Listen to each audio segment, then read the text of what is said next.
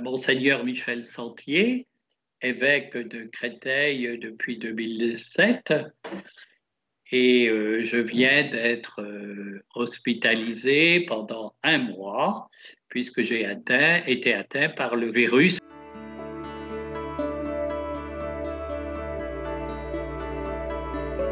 Le médecin a pris bien les choses en main et donc j'étais rassuré.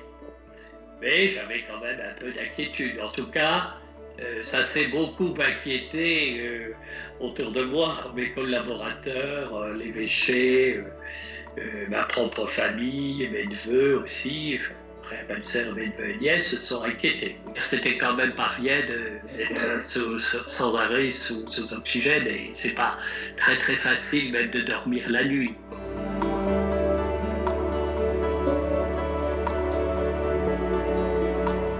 J'ai maintenu le lien par la prière parce que sur le portable, je pouvais prier l'office, essayer, comme tous les chrétiens qui étaient confinés, eh bien, de persévérer dans la prière, en communion avec eux.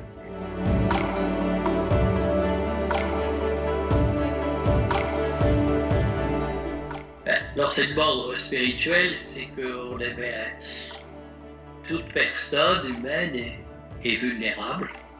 Pour nous chrétiens, le chemin, comme beaucoup de malades dans les hôpitaux, le chemin, c'est pas si facile que ça, c'est plus facile à dire que la vie, puisque je l'ai vécu, c'est de s'abandonner entre les mains du Seigneur.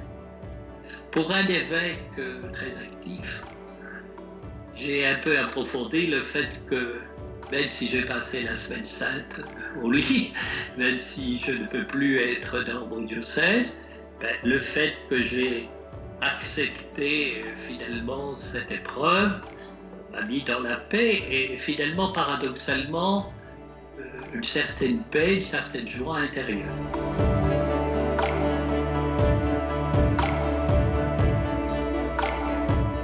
Alors, pour les malades, je dirais, bien sûr, comme le Christ, quand il est sur la croix, il a prié « Mon Dieu, pourquoi m'as-tu abandonné ?»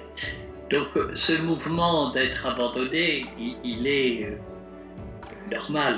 Et c'est petit à petit que l'on perçoit que Jésus ne nous abandonne pas, qu'il est à nos côtés et qu'il nous porte dans cette souffrance.